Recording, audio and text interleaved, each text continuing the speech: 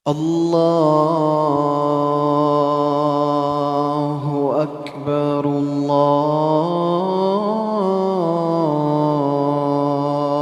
الله أكبر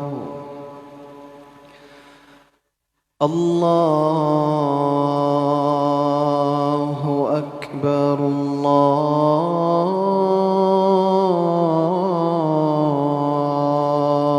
الله أكبر أشهد أن لا إله إلا الله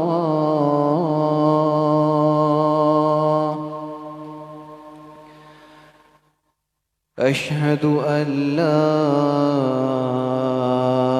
إله إلا الله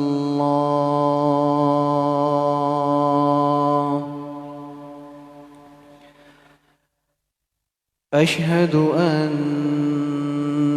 محمدًا رسول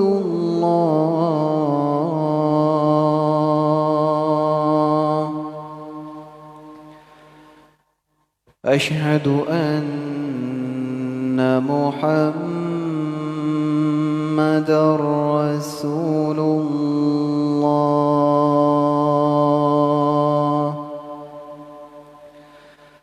حي على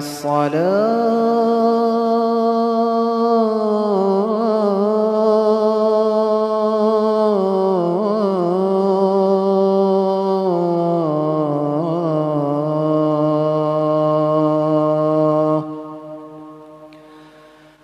حي على الصلاة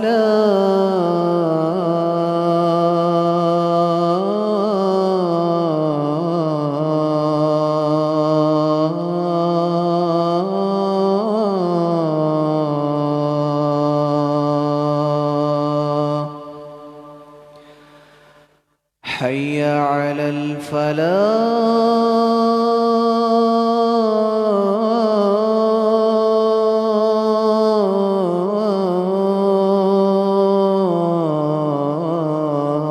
الفلاح حي على الفلاح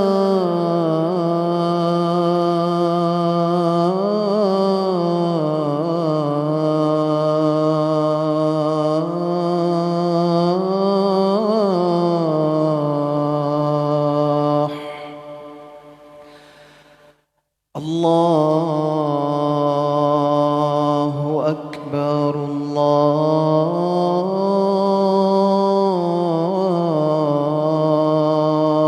الله أكبر لا إله إلا الله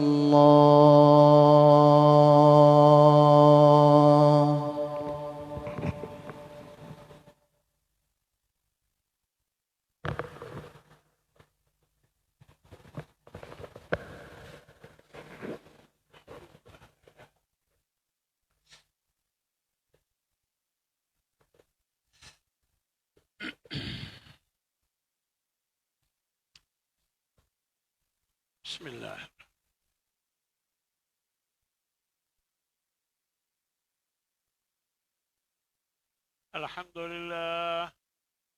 الحمد لله نحمده ونستعينه ونستغفره ونعوذ بالله من شرور أنفسنا ومن سيئات أعمالنا من يهده الله فلا مضل له ومن يضلله فلا هادي له وأشهد أن لا إله إلا الله وحده لا شريك له وأشهد أن محمدا عبده ورسوله أما بعد فإن خير الحديث كتاب الله وخير الحدي حدي محمد صلى الله عليه وسلم وشر الأمور محدثاتها وكل محدثة بدعة وكل بدعة ضلالة وكل ضلالة في النار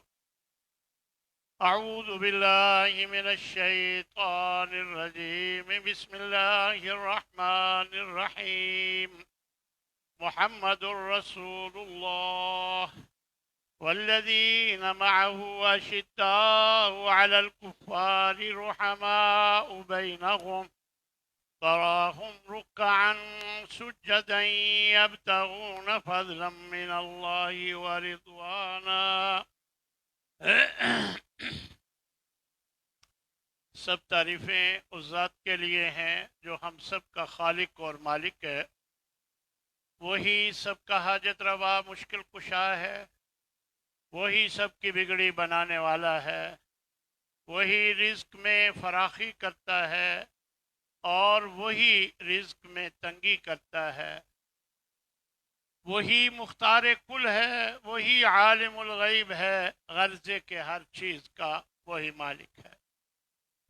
اس کے بعد بے انتہا بے حساب درود و سلام ہو اس ہستی پر جو رحمت للعالمین. میرے بھائیوں، یہ محرم الحرام کا مہینہ ہے. اس میں نبی کریم صلی اللہ علیہ وسلم کے ایک جلیل القدر صحابی حضرت عمر فاروق رضی اللہ تعالی عنہ اسی مہینے کی 1 تاریخ کو ان کی شہادت ہوئی.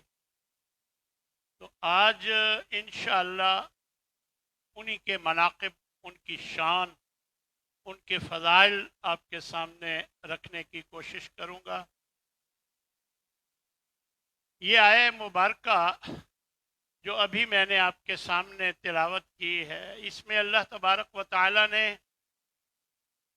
یہ بیان فرمایا ہے کہ محمد صلی اللہ علیہ وسلم اللہ کے رسول ہیں، اور جو ان کے ساتھی ہیں یعنی جو صحابہ ہیں، اشداء علی الکفار، جب کافروں کے ساتھ معاملہ ہوتا ہے تو بہت سخت ہیں.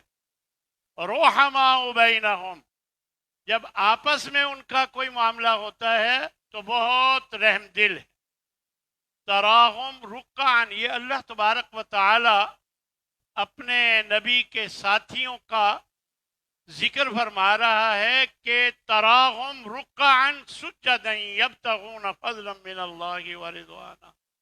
آپ انہیں دیکھیں گے کہ کبھی وہ رکوع کی حالت میں ہیں، کبھی سجدے کی حالت میں ہیں.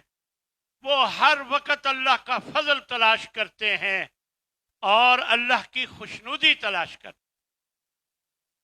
تو یہ شان اللہ نے اپنے نبی کے ساتھیوں کی بیان فرمائی. تو نبی کریم صلی اللہ علیہ وسلم کے سب ساتھی، سب صحابہ اونچی شان والے ہیں، لیکن یہ اللہ کا ایک نظام ہے کہ اللہ بعض کو بعض پر فضیلت دیتا ہے. یہ اللہ کا ایک طریقہ ہے کہ بعض کو بعض پر فضیلت عطا فرماتا ہے. تو حضرت عمر رضی اللہ تعالی عنہ کو بہت سی چیزوں میں باقی صحابہ پر فضیلت حاصل تھی.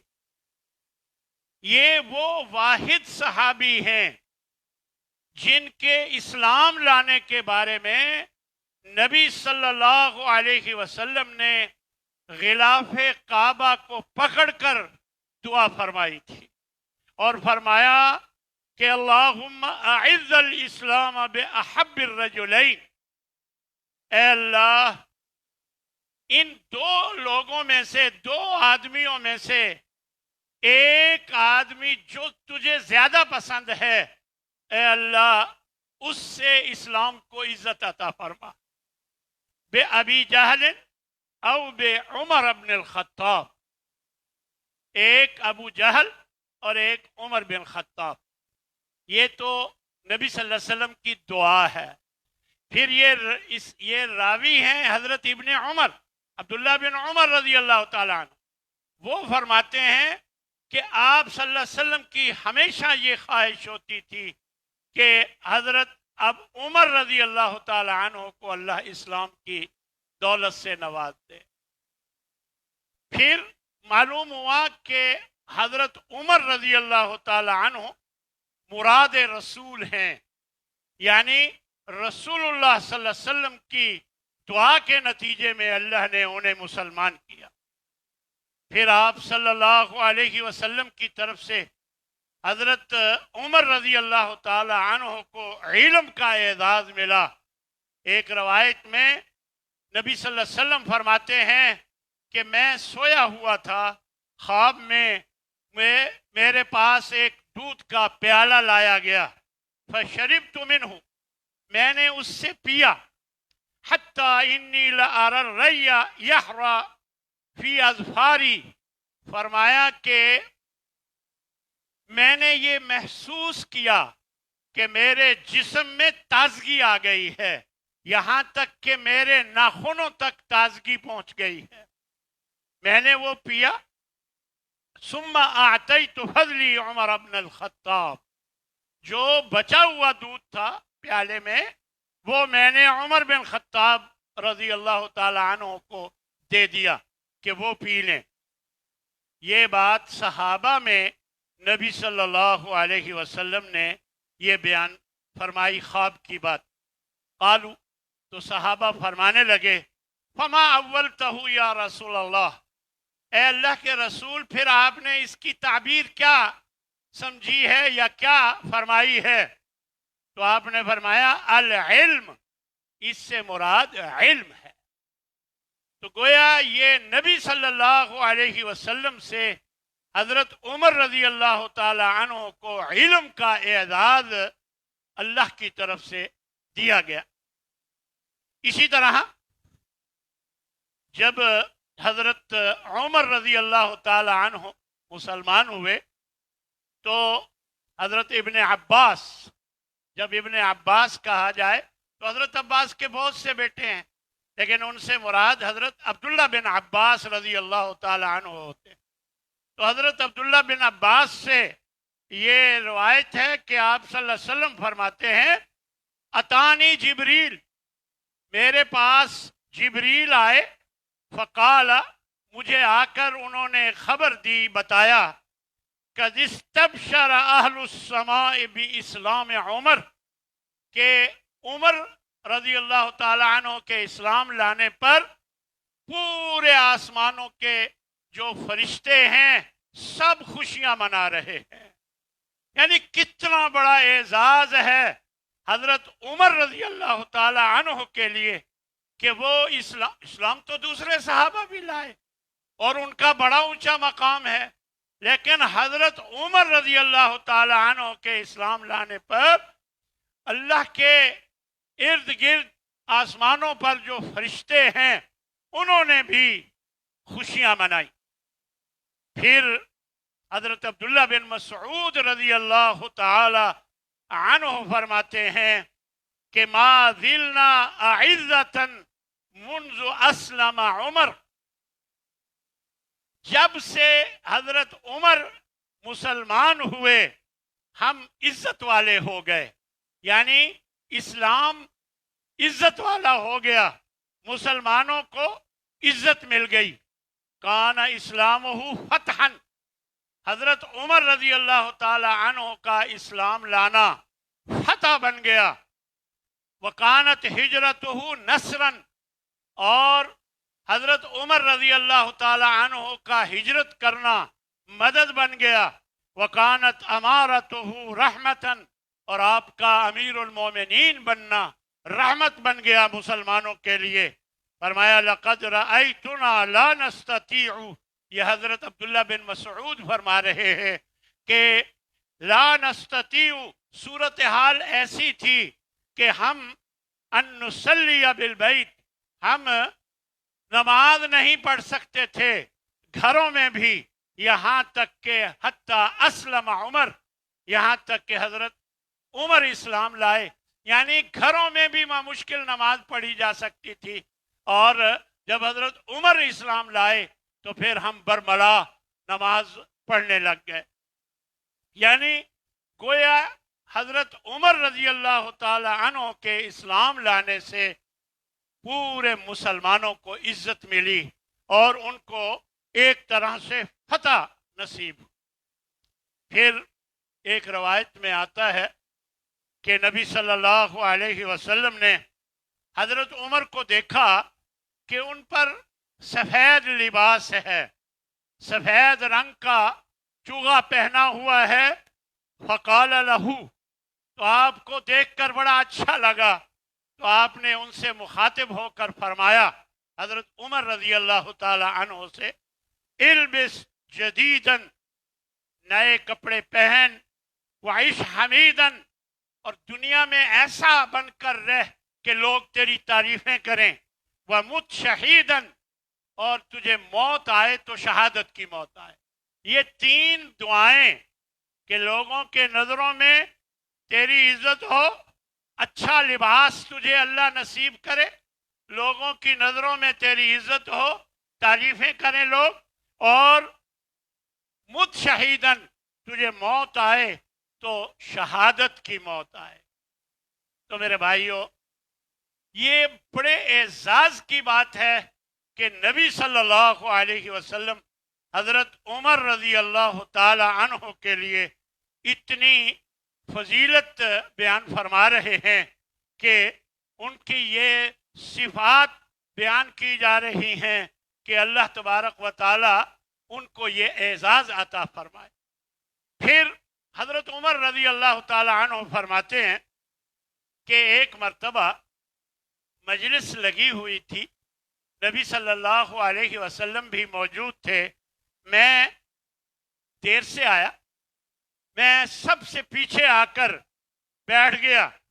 واجتمع الناس علیہ، لوگ آپ کے پاس اکٹھے تھے، جمع تھے، تو جب میں سب سے پیچھے آ کر بیٹھ گیا تو آپ صلی اللہ علیہ وسلم نے مجھے دیکھ کر ایک جملہ بولا، فرمایا کہ لوگو، لا تصیبنکم فتنۃ ما دام فیکم ما دام ھذا فیکم، جب تک یہ شخص، یعنی محمد، آپ صلی اللہ علیہ وسلم نے حضرت عمر رضی اللہ تعالیٰ عنہ کی طرف اشارہ کر کے فرمایا کہ جب تک یہ شخص تم میں موجود ہے کوئی فتنہ باقی نہیں رہے گا۔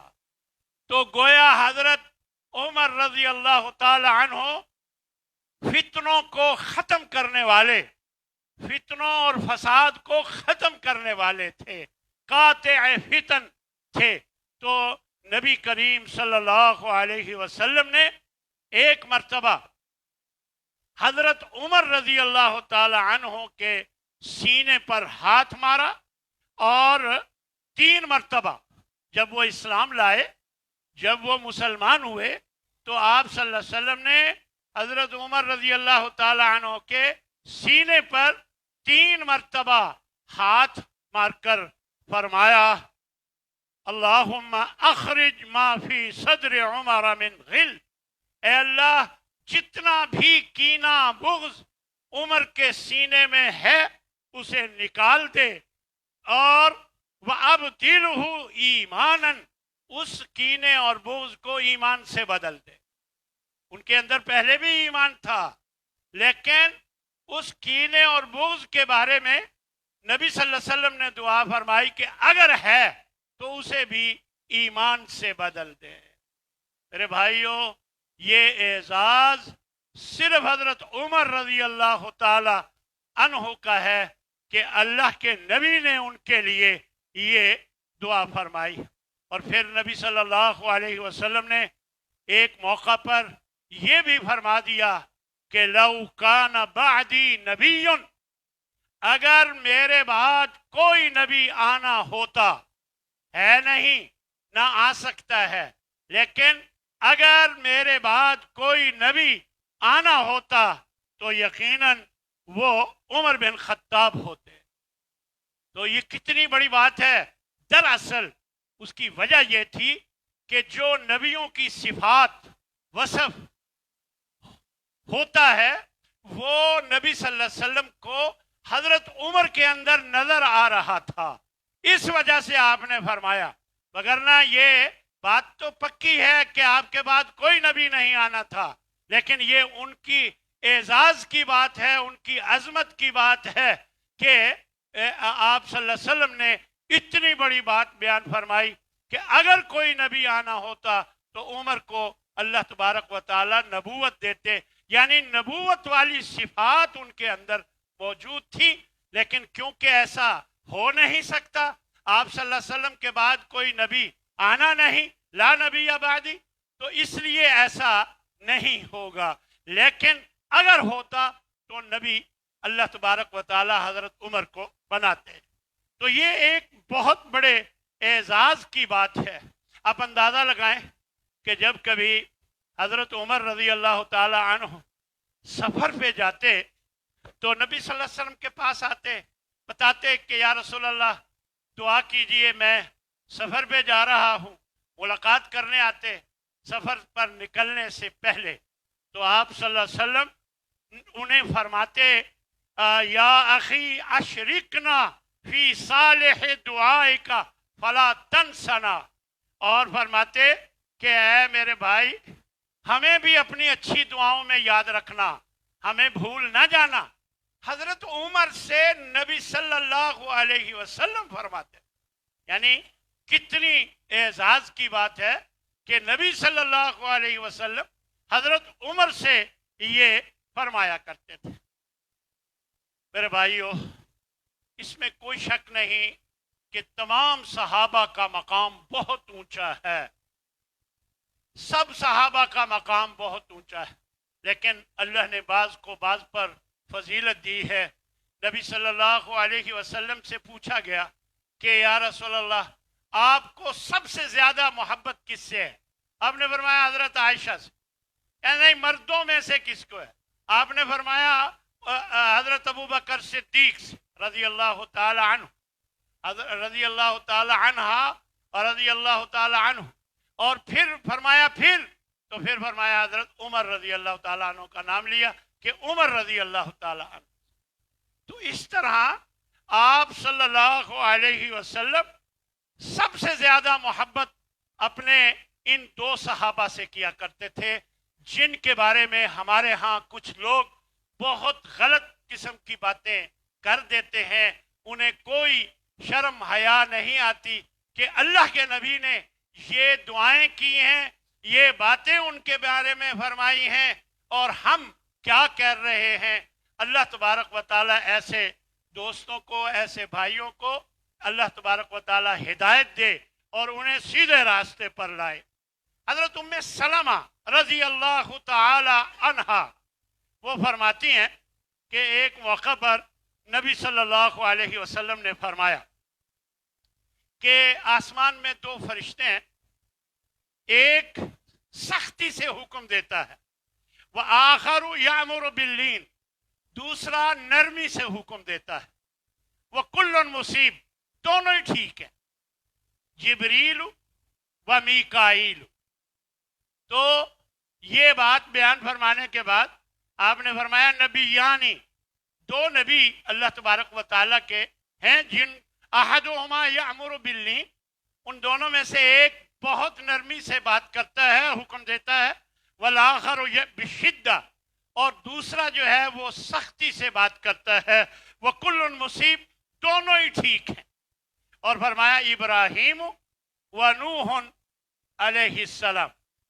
تیسرے نمبر پر فرمایا ولی صاحبان، میرے دو ساتھی ہیں، احدہما یأمر باللین، ان دونوں میں سے ایک محبت سے، نرمی سے بات کرتا ہے، زیادہ نرمی سے، اور والآخر یأمر بالشدہ، اور دوسرا سختی سے بات کرتا ہے، وکل مصیب، دونوں ہی درست ہیں، ابو بکر و عمر رضی اللہ عنہما۔ حضرت عمر رضی اللہ تعالی عنہ میں اسلامی غیرت دوسرے لوگوں سے بہت زیادہ تھی۔ جب بھی کوئی اسلام کے خلاف کوئی چیز دیکھتے تو سخت غصے میں آ جاتے تھے۔ تو باقی صحابہ کو بھی ہوتا، لیکن یہ جذبہ حضرت عمر رضی اللہ تعالیٰ عنہ میں دوسروں سے بہت زیادہ تھا۔ ایک موقع پر حضرت عمر رضی اللہ تعالی عنہ فرماتے ہیں وافقت ربی فی سلاس، تین باتیں ہیں جن میں جو اللہ کے حکم کے مطابق آئیں وہ میری موافقت میں آئیں، یعنی اللہ نے حکم بھیجا میری موافقت میں۔ جزاک اللہ۔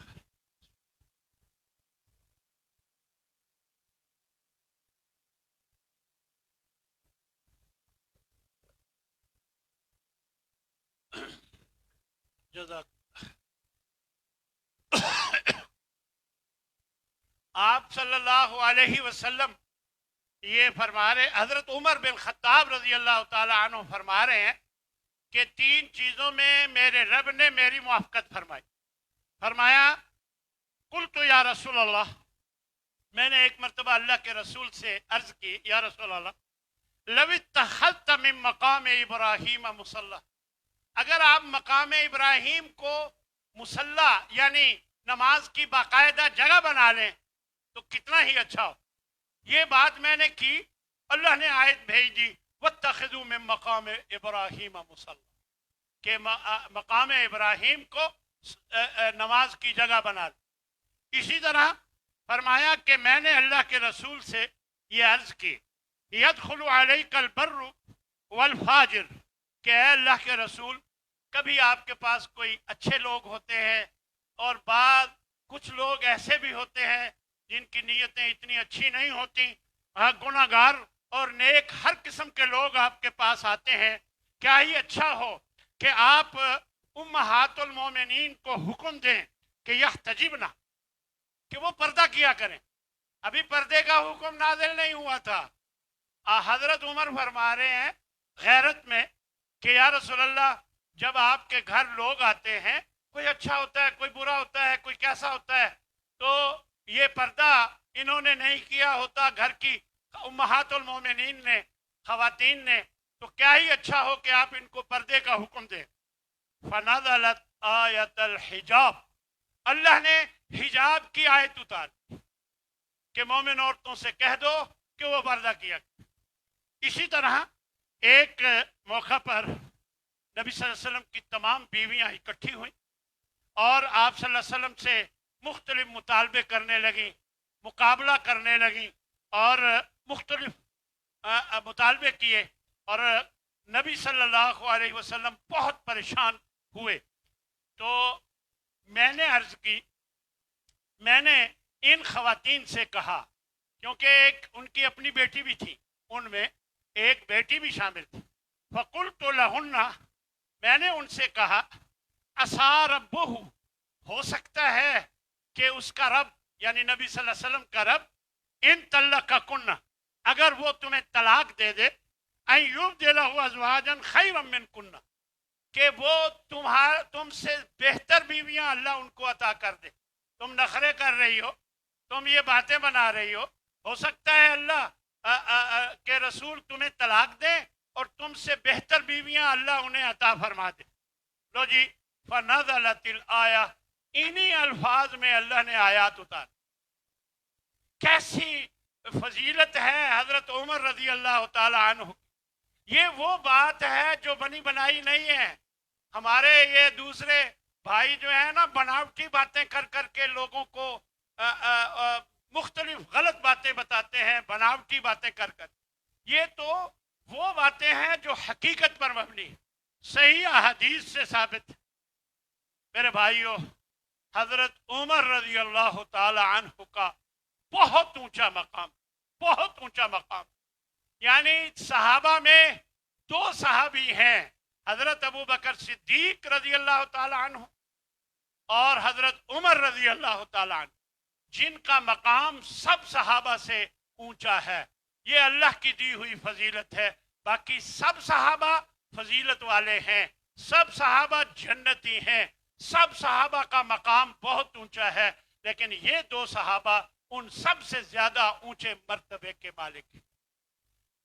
ایک موقع پر نبی صلی اللہ علیہ وسلم نے فرمایا لا یؤمن احدکم حتی اکون احب الیہ من والدہ، حتی اکون احب الیہ من والدہ وولدہ والناس اجمعین، तुम में से कोई मोमिन नहीं हो सकता जब तक सबसे ज्यादा मुझसे मोहब्बत ना करो, अपने वालिदैन से, अपनी औलाद से, सब लोगों से, हर एक से सबसे ज्यादा मोहब्बत मुझसे ना करो, उस वक्त तक मोमिन नहीं हो सकता। ये बात सुनते ही हजरत उमर रजी अल्लाह ताला अन्हु फरमाने लगे कि या रसूल अल्लाह, मैं अपने माँ बाप से, अपनी औलाद से, सब लोगों से ज्यादा आपसे मोहब्बत करता हूँ सिवाय अपनी जान, क्योंकि सच्ची बात करनी होती है, जान तो सबको प्यारी होती है। तो उन्होंने सच्ची बात की कि सिवाय अपनी जान। तो आप सल्लल्लाहु अलैहि वसल्लम क्या फरमाते हैं, उमर बात नहीं बनती जब तक अपनी जान से भी ज्यादा मुझसे मोहब्बत ना करो। यानी ये बात हमें समझनी है कि जब तक अपनी जान से ज्यादा हम झंडियां लगाकर समझते हैं मोहब्बत हो गई, और हम वो बनावटी बातें, बनावटी तरीके अपना कर समझते हैं मोहब्बत का इजहार हो गया। लेकिन यहाँ क्या है कि जब तक अपनी जान से भी ज्यादा मोहब्बत ना करो, उस वक्त तक तुम मोमिन नहीं बन सकते। हम उछल उछल कर नारे लगाते हैं, हुर्मत रसूल पर जान भी कुर्बान है। हम देखते हैं कि वही नारा लगाने वाले अपनी ख्वाहिशात कुर्बान नहीं कर सकते, नबी सल्लल्लाहु अलैहि वसल्लम के फरमान पर अपनी ख्वाहिशात कुर्बान नहीं कर सकते जो ये नारा लगा रहे हो।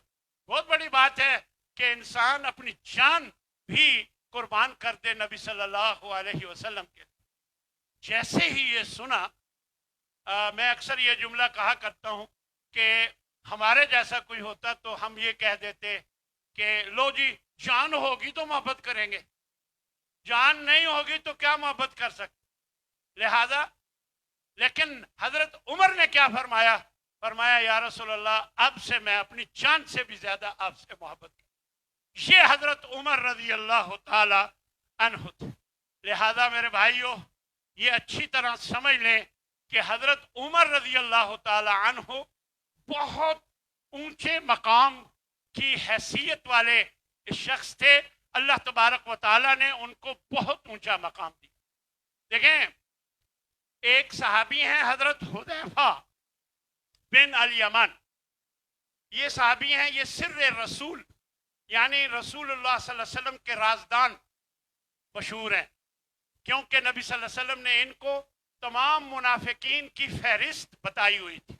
वो भी मुनाफिक है, वो भी किसी को नहीं पता था कौन क्या मुनाफिक है कौन नहीं, इनको पता था, क्योंकि नबी सल्लल्लाहु अलैहि वसल्लम को अल्लाह ने वही के जरिए बताया हुआ था, और इन्होंने अपने इस सहाबी को, और ये किसी को नहीं बताते थे, ये नबी सल्लल्लाहु अलैहि वसल्लम के राजदान थे।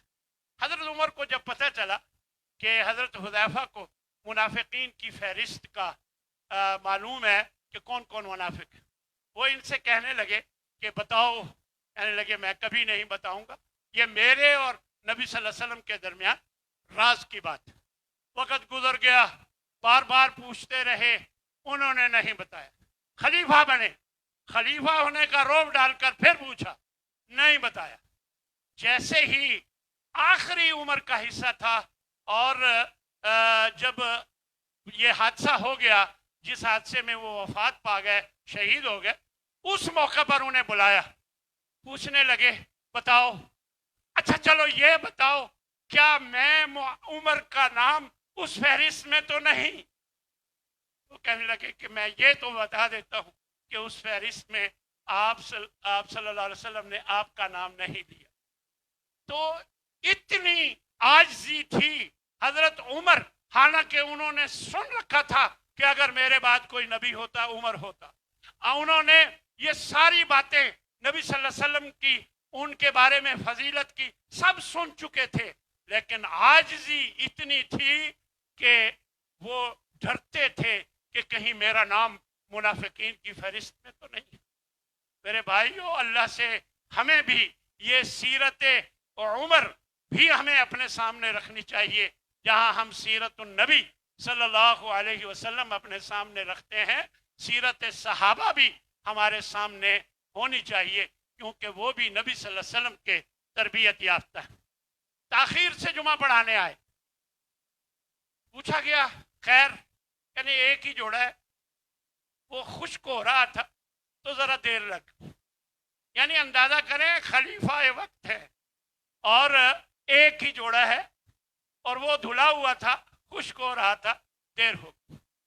یہ عاجزی حضرت انس رضی اللہ تعالی عنہ فرماتے ہیں میں نے ایک دفعہ انہیں ایک قمیض پہنے دیکھا، میں نے گنے 14 پیوند تھے، 14 جگہ سے میں اپنی بات کرتا ہوں، یہ تھوڑا سا کہیں بیٹھ کر کیل لگ جائے، سوراخ ہو جائے تو میں وہ قمیض نہیں پہنتا کہ جی یہ ڈیمیج خراب ہو گئی، اب لوگ کیا کہیں گے کہ یہ سوراخ والی قمیض پہن کے آیا ہے۔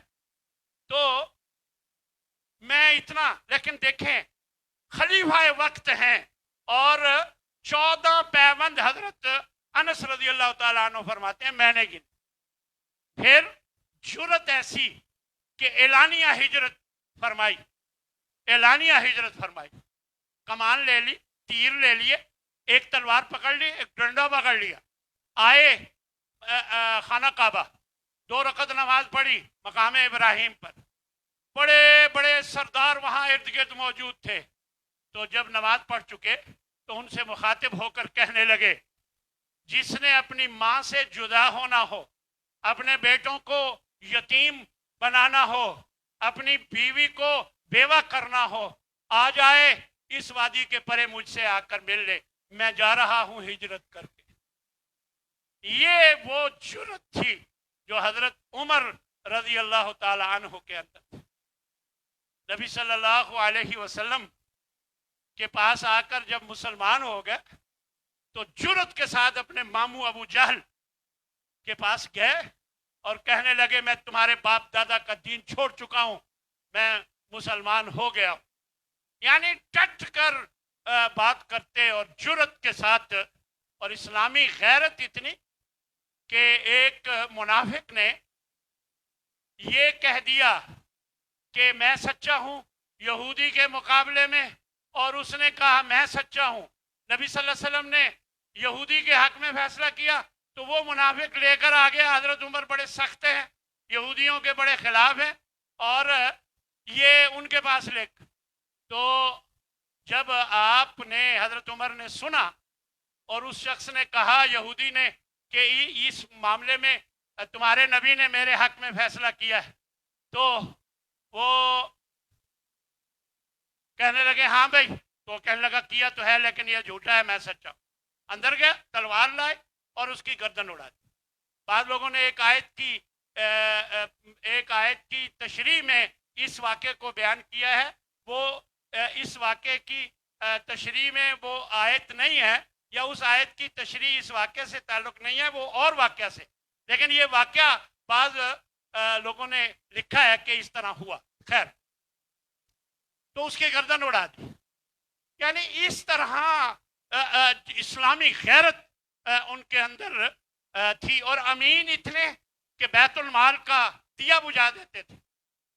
بات کر رہے ہیں، بیت المال کا کام کر رہے، حساب کر رہے، دیا جل رہا ہے، ایک گھر سے بندہ آیا، بات کرنے لگے گھر کی تو دیا بجھا دیا کہ جو وقت جو تیل میری خاص ذاتی بات پر لگے گا وہ بیت المال کا تیل نہیں لگنا چاہیے۔ اتنی ہی ایمانداری۔ ایک دفعہ گشت پر نکلے ہوئے تھے، دیکھا ایک موٹا تازہ اونٹ، کس کا ہے؟ یہ آپ کے بیٹے عبداللہ بن عمر کا ہے۔ تو پوچھا اس کو یہ کہاں سے آیا؟ تو انہوں نے بتایا کہ یہ میں نے کمزور تھا، میں نے مسلمانوں کی چراگاہ میں چھوڑ دیا تھا، اس نے خوب کھایا پیا، موٹا تازہ ہو گیا۔ کہتے ہیں اچھا یہ مسلمانوں کی چراگاہ میں تیرا اونٹ، چلو اس کو بیت المال میں جمع کرا دو۔ یعنی اس قدر امین تھے کہ برداشت نہیں تھا کہ اللہ اکبر کہ تھوڑا سا بھی بیت المال سے کوئی فائدہ میں یا میرے خاندان کا آدمی کر لے۔ حضرت مغیرہ بن شعبہ، اور بہت سی باتیں، اب میں بات ختم کر رہا ہوں، مجھے ٹائم نظر آ رہا ہے۔ حضرت مغیرہ بن شعبہ ایک صحابی ہیں، ان کا ایک غلام تھا ایرانی، اس کا نام فیروز تھا اور اس کی کنیت ابو لولو تھی۔ وہ حضرت عمر کے پاس آیا اور شکایت کی، کہنے لگا کہ میرا مالک مجھ سے زیادہ ٹیکس وصول کرتا ہے. اس وقت یہ ہوتا تھا کہ غلام اگر کوئی کام کرتے تو اس سے ٹیکس لے لیا جاتا, اس کو آزاد چھوڑ دیا جاتا کہ تو اپنا جو کام کرنا ہے کر لے. تو وہ کہنے لگا جی میرا مالک زیادہ ٹیکس لیتا ہے. تو کہنے لگے کتنا لیتا ہے؟ کہتا ہے 2 درہم روزانہ لیتا ہے. کہ کیا کام کیا کرتے ہو؟ تو وہ کہنے لگا کہ میں کام جو ہے لکڑی اور لوہے پر نقش و نگار کا کام کرتا ہوں.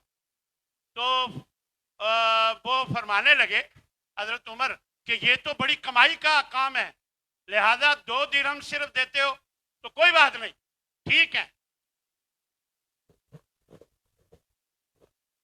یہ ٹھیک ہے, کوئی بات نہیں. خیر وہ گیا غصے میں اور اس نے ایک خنجر تیار کیا 2 دھاری اور اس کو زہریلا کیا اور صبح کی نماز پڑھانے لگے. تو جیسے ہی تکبیر کہی, اللہ اکبر کہہ کر نماز شروع کی, اس نے جس کو دیکھا وار کیا, حضرت عمر پر بھی وار کیا اور 13 لوگ جو ہے زخمی کر دیے. ان میں سے 6 شہید ہو گئے. اسی موقع پر غالباً 7 شہید ہو گئے اور حضرت عمر گر پڑے. اور پھر حضرت عمر رضی اللہ تعالیٰ عنہ نے حضرت عبد الرحمن بن عوف کا ہاتھ پکڑ کے اسے آگے کیا. انہوں نے نماز مکمل کی, تڑپتے رہے اور پھر جب اپنی حالت دیکھی کہ نازک ہے اور اپنے بیٹے کو بھیجا حضرت عائشہ رضی اللہ تعالیٰ عنہا کے پاس, وہ جا کر بات کریں حضرت عائشہ رضی اللہ تعالیٰ عنہا سے کہ مجھے نبی صلی اللہ علیہ وسلم کے پہلو میں دونوں ساتھیوں کے ساتھ دفن کرنے کی اجازت دی جائے. یعنی میں دفن ہوں جہاں نبی صلی اللہ علیہ وسلم اور حضرت ابوبکر صدیق دفن ہے. تو انہوں نے کہا کہ میں نے تو سوچا ہوا تھا, یہ میں اپنے لیے جگہ میں نے مخصوص کی ہوئی تھی, سوچی ہوئی تھی, چلے میں اپنے آپ پر حضرت عمر کو ترجیح دیتی ہوں. اس طرح انہوں نے اس دوران پوچھا کہ میرا کتنا قرض ہے. بتایا گیا کہ 86,000 درہم لوگوں کی مدد کیا کرتے تھے اپنی ذات سے, 86,000 درہم. اور فرمانے لگے کہ یہ قرض آل عمر یعنی حضرت عمر کی اولاد سے اکٹھا کر کے یا بنی عدی بن کعب یا قریش سے مانگ کر اس قرض کو اتارا جائے. اس طرح آپ 1 محرم کو تیسرے دن شہید ہو گئے. حضرت ابن عباس, آخری بات کر کے میں اپنی بات ختم کروں گا, حضرت ابن عباس فرماتے ہیں کہ جب حضرت عمر کو شہادت کے بعد چارپائی پہ لٹایا گیا تو اچانک ایک شخص, ہم موجود تھے, اچانک ایک شخص نے میرے کندھے پہ ہاتھ رکھ کر کہنے لگے کہ اے عمر, اللہ آپ پر رحم فرمائے, مجھے اللہ سے یہی امید تھی کہ وہ آپ کو آپ کے دونوں ساتھیوں کے ساتھ ضرور ملائے گا, کیونکہ میں اکثر رسول اللہ صلی اللہ علیہ وسلم سے یہ سنا کرتا تھا, یہ تو آنا و ابو بکر و عمر, جب میں آیا تو میرے ساتھ ابو بکر اور عمر تھے. دخل تو آنا و ابو بکر و عمر, جب میں داخل ہوا تو میرے ساتھ ابو بکر اور عمر تھے. خرج تو آنا و ابو بکر و عمر, جب میں نکلا تو میرے ساتھ ابو بکر اور عمر تھے. یہ میں نے بارہا نبی صلی اللہ علیہ وسلم سے سنا تھا, یہ بخاری کی روایت ہے. تو اللہ نے مہربانی کر دی کہ آپ کو وہیں پر جگہ مل گئی. تو حضرت ابن عباس فرماتے ہیں جب میں نے پیچھے مڑ کے دیکھا تو وہ حضرت علی رضی اللہ تعالی عنہ تھے. یہ محبت تھی صحابہ کی آپس میں. آخر میں دعا ہے کہ اللہ تبارک و تعالی ہمیں حضرت عمر اور دیگر صحابہ سے محبت نصیب فرمائے اور قیامت کے روز ہمیں ان کا ساتھی جنت میں ساتھ دے. وآخر دعوانا ان الحمد للہ رب العالمین.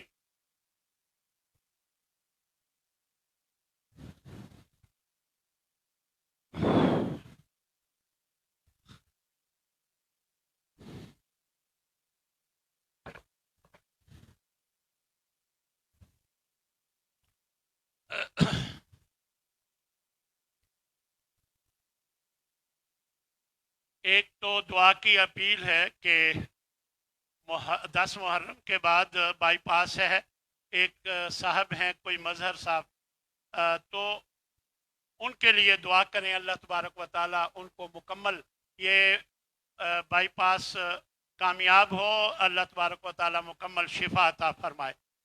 ایک سوال ہے، اب میں مختصراً جواب دے ہی دیتا ہوں، وقت تو نہیں ہے۔ وہ یہ ہے کہ 10 تاریخ کا جو روزہ رکھنے کی بات ہے، تو پچھلے جمعے میں نے اس کا ذکر کیا تھا، تو فرمایا کہ آپ صلی اللہ علیہ وسلم نے 10 محرم کو یہودی روزہ رکھتے تھے، اس وجہ سے آپ نے کہا ہم بھی رکھیں گے، جبکہ یہ سوال یہ ہے، جبکہ اللہ تعالیٰ نے فرمایا کہ وہ تو جو بولتے ہیں وہی سے بولتے ہیں، وما ينطق عن الهوى ان هو الا وحی یوحی، تو ان کو دیکھ کر آپ صلی اللہ علیہ وسلم نے کیسے فرما دیا کہ ہم بھی 10 محرم کا روزہ رکھیں گے، البتہ ان کی مخالفت میں ایک اور بھی رکھیں گے۔ اچھا، اب یہ کہتے ہیں کہ یہ کیسے ہو گیا؟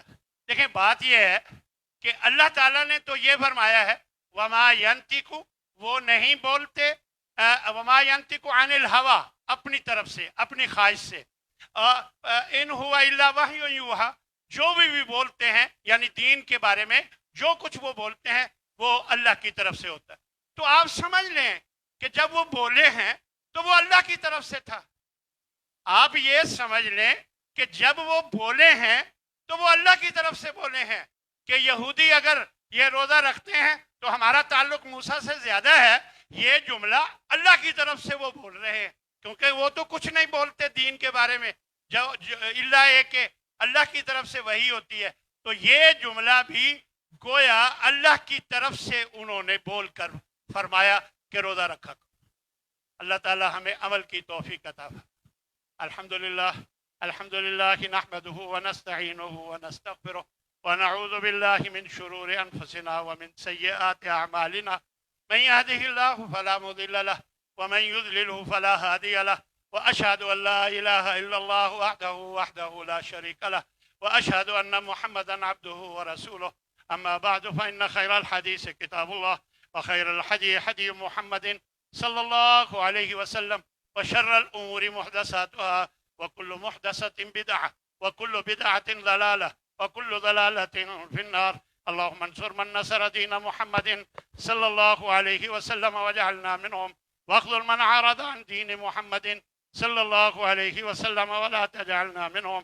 عباد الله رحمكم الله، إن الله يأمر بالعدل والإحسان وإيتاء ذي القربى وينهى عن الفحشاء والمنكر والبغي يعظكم لعلكم تذكرون۔ اذكروا الله يذكركم وادعوه يستجب لكم، ولذكر الله تعالى أولى وأعز وأجل وأتم وأكبر۔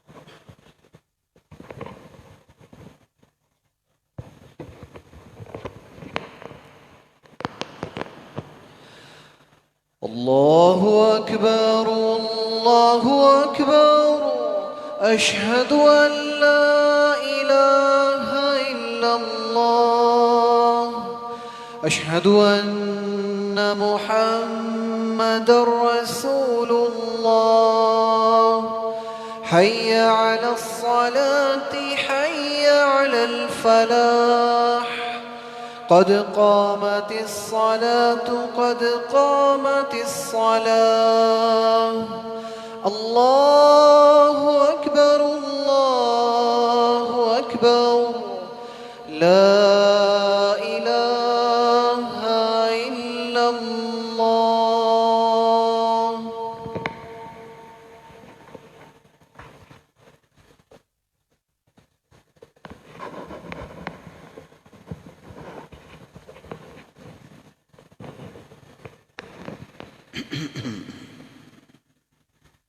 الله أكبر.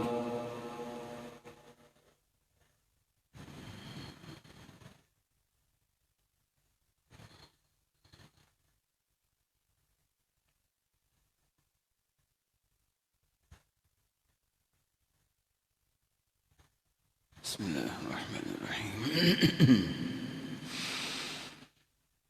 الحمد لله رب العالمين الرحمن الرحيم مالك يوم الدين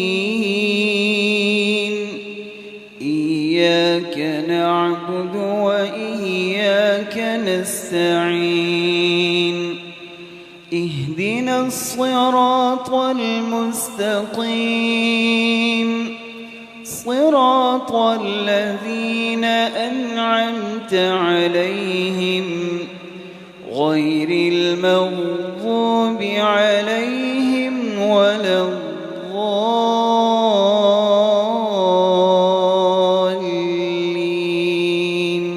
آمين. بسم الله الرحمن الرحيم. يا أيها الذين آمنوا إذا نودي للصلاة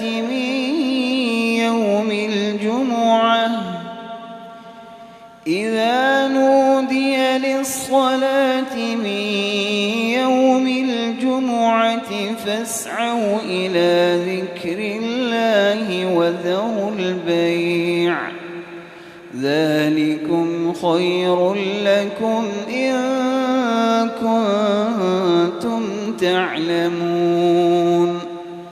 فإذا قضيت الصلاة فانتشروا في الأرض وابتغوا من فضل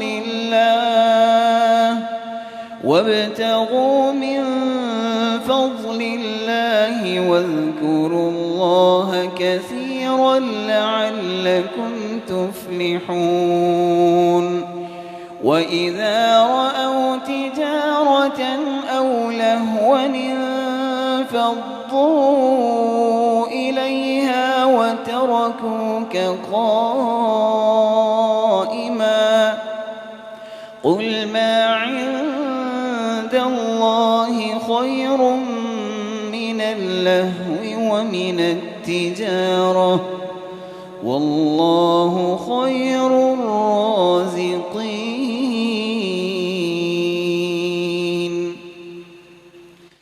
الله أكبر.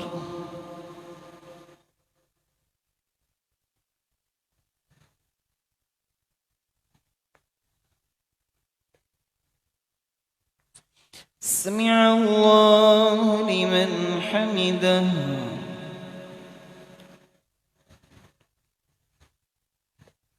الله أكبر.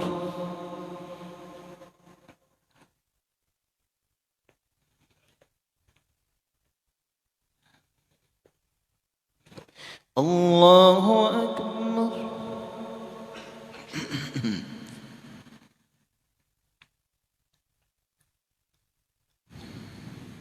الله أكبر.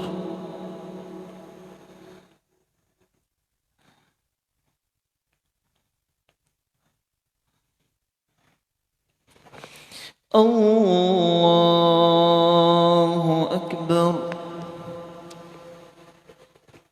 بسم الله الرحمن الرحيم. الحمد لله رب العالمين الرحمن الرحيم مالك يوم الدين إياك نعبد وإياك نستعين اهدنا الصراط المستقيم صراط الذين أنعمت عليهم غير المغضوب عليهم ولا الضالين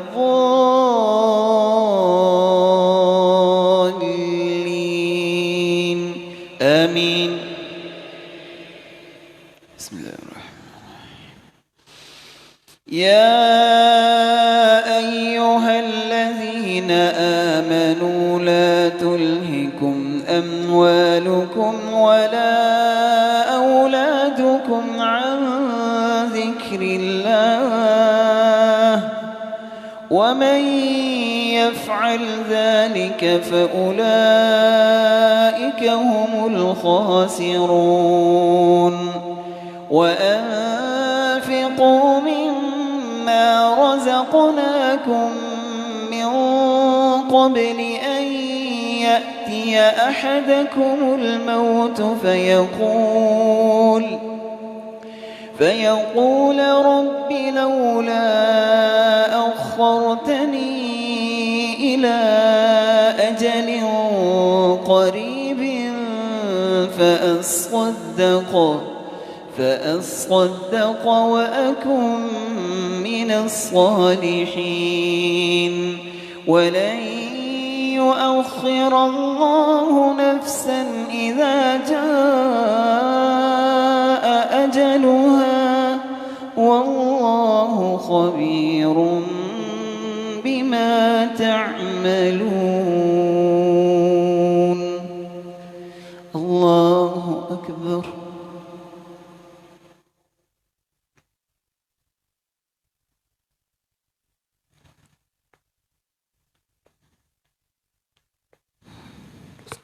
سمع الله لمن حمده.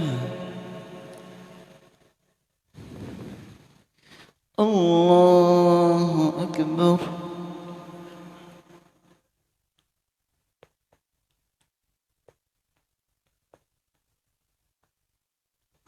الله أكبر.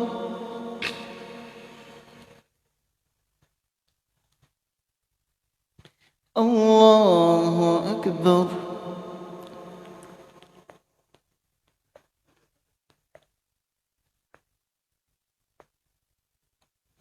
الله أكبر.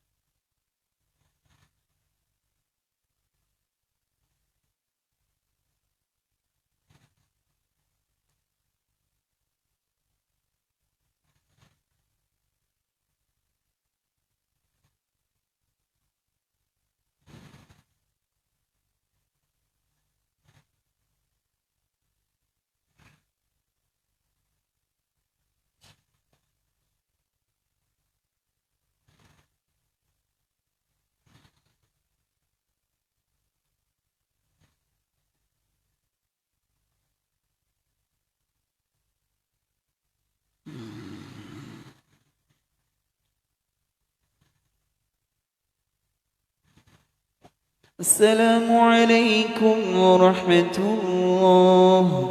السلام عليكم ورحمة الله. الله أكبر. استغفر الله.